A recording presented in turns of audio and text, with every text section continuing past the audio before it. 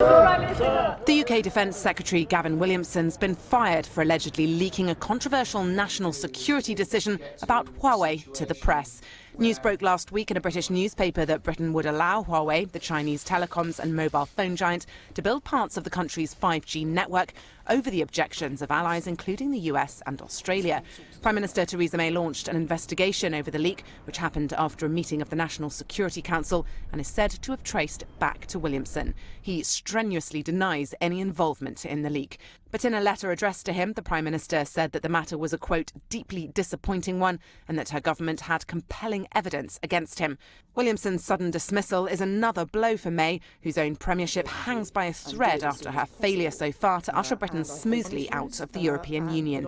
The firing also underlines how seriously her team treated the leak from the National Security Council, which discusses Britain's national security, intelligence coordination and defence strategy, and involves only certain ministers from her cabinet to keep its talks as secret as possible.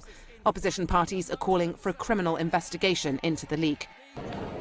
Huawei's been at the centre of fierce debate by officials in Europe, Australia and the United States over concerns that the company is too close to the Chinese government and could allow a backdoor for Chinese spies into communication networks.